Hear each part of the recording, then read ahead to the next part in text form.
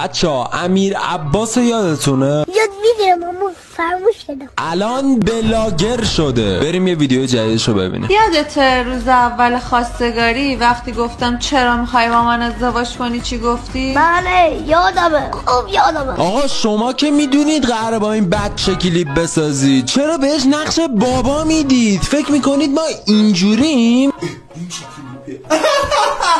نقش بابا داره.